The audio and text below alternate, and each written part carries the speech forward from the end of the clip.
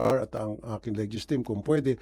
Pero yung talagang swak na swak ay yung reckless imprudence resulting to multiple homicide.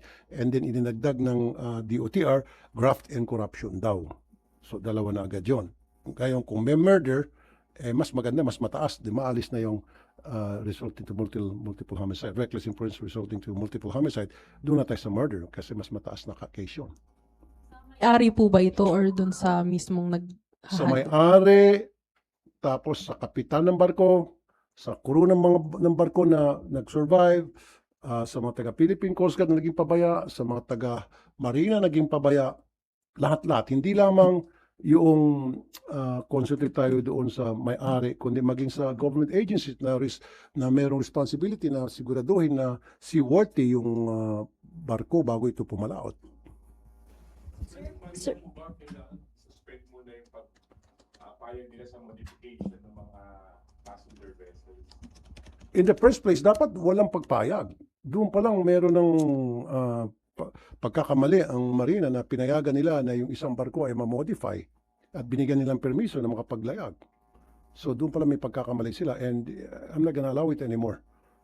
That is something na seriously be put into consideration na they will not do it again, or any shipping company for that matter will not do that kind of thing, modifying, altering yung original na anyo ng barko o built ng barko nila.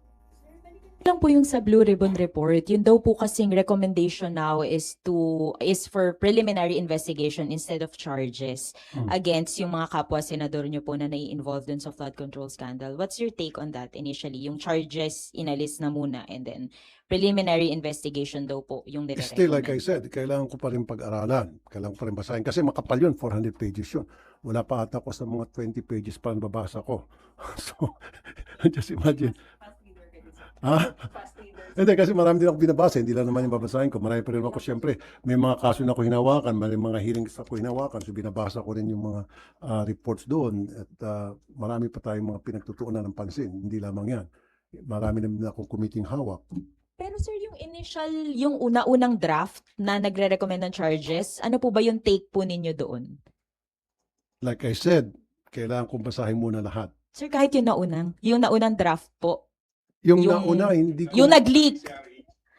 Yung nag-leak na draft po, sir. Buti pa hindi siya rich, nagkaroon kami. Hindi Ako, nyo wala. din po nabasa yun. Hindi ko nabasa yun. I'll be more than happy and willing kumadabas. Pwede ba hingi ako sa inyo? Talaga kayo, kaya nga kayo nasa media, kayo mabibilis eh. Pagdating sa information gathering.